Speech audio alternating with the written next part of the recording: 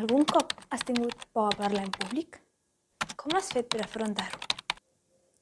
Bon dia, jo sóc la Yanai i avui, en 1 minut i mig, us explicaré com funciona aquesta por tan comuna.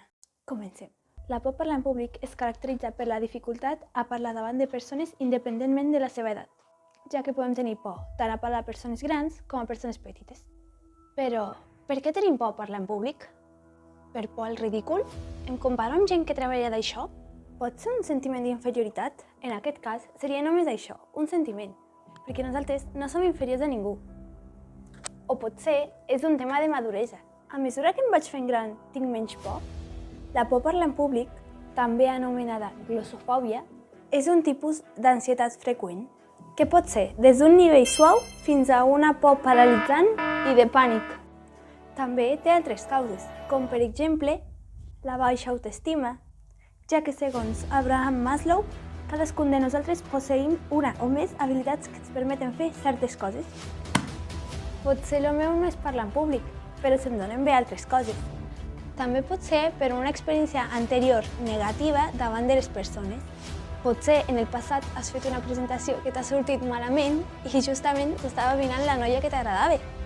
No sé, i etc. Però el més important és aprendre a reconèixer les nostres capacitats, ja que no tots tenim les mateixes, perquè com he dit abans, potser jo no estic feta per a donar discursos improvisats, però potser em va bé escriure'ls abans i després presentar-los. Però tranquils, que tot això depèn de cadascú. Bé, ara us donaré uns quants consells per a poder parlar en públic sense cap inconvenient. El primer que podeu fer és preparar-vos el que heu de dir o exposar, i així ja sabreu què dir a l'exposició. Després, també podeu practicar davant de la família, però si també us fa vergonya, podeu començar fent-ho davant d'un mirall.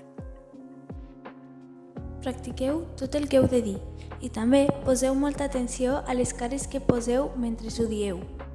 A l'hora de presentar, podeu mirar un punt fix per a no posar-vos tan nerviosos.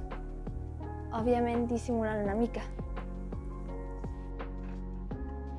Però després de tot, ho heu de fer com més còmodes us sentiu, ja que hi ha metres que a alguna gent li funciona i altres no. Tot depèn de tu. Relaxa't i pensa sempre en positiu. I recorda, jo tinc la paraula, tu tens la paraula.